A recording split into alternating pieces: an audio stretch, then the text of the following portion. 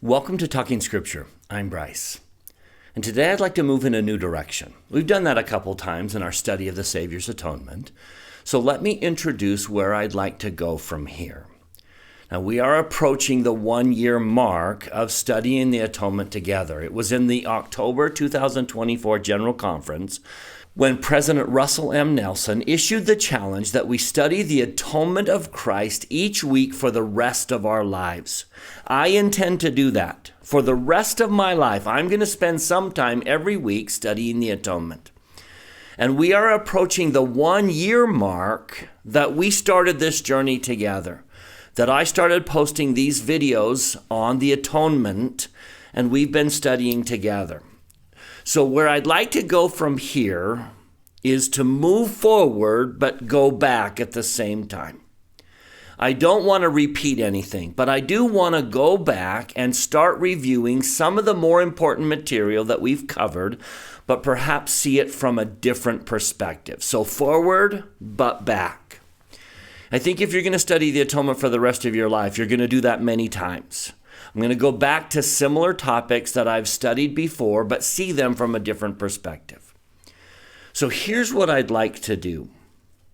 This series began with a quotation from Neal A. Maxwell when Elder Maxwell said powerfully, "It was Christ's character with his unique combination of celestial attributes which brought him to and got him through Gethsemane and Calvary." It was his character and attributes. Now, we briefly dove into a study of some of his character and attributes, but on a very limited way. That's what I want to pick up.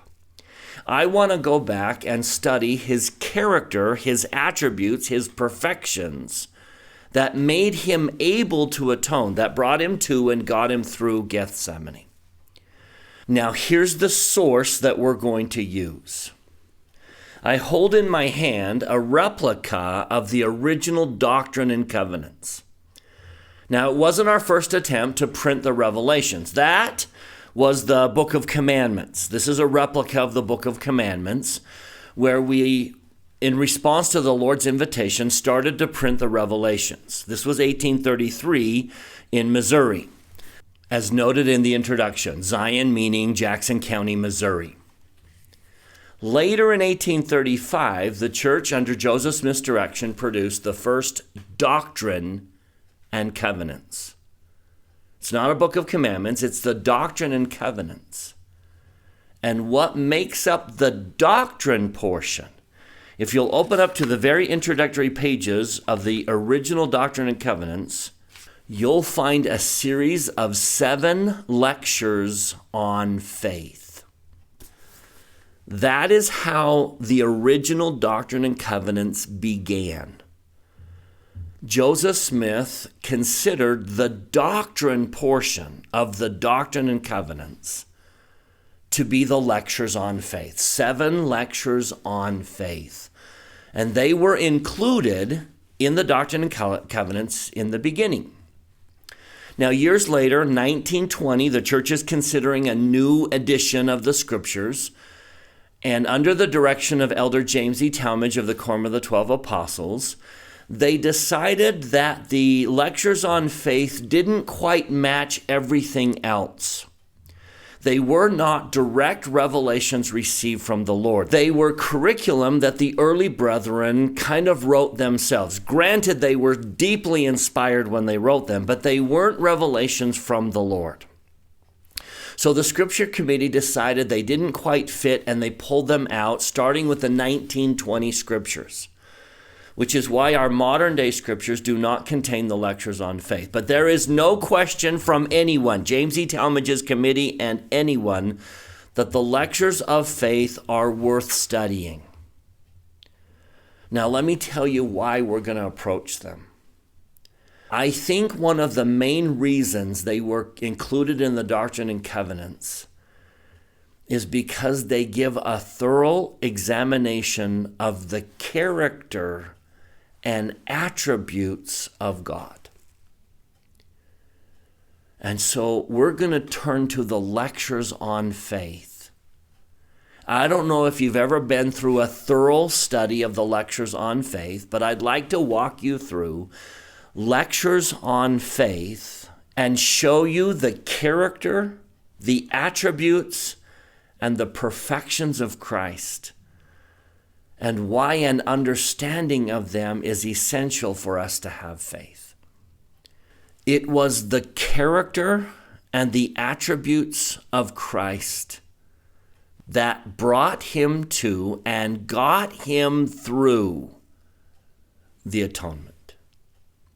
So let's see him clearly. Let's see his character. Let's look deeply at his attributes. We're going to take our time. Now, the lectures on faith are not a deep dive into each one of them, but they are a springboard that we will use to start our discussion about the character and the attributes of God and how that he is perfect in those attributes. So I invite you to find a copy of Lectures on Faith. If you don't have one, I'll gladly provide you one. The description of this video has a link to my own produced copy of the Lectures on Faith. As I understand it, they are in the public domain.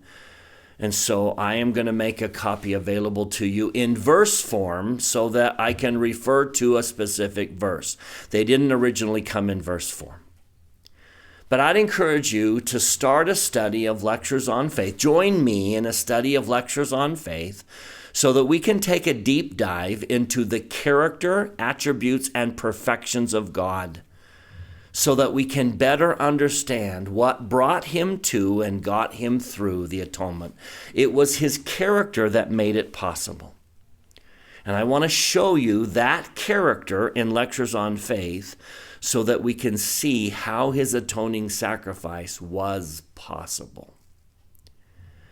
I leave you with my testimony of his divine attributes and character. He is our perfect Messiah, and his character and his attributes are part of what make him perfect. I'm excited to study this with you, and we'll begin that next week.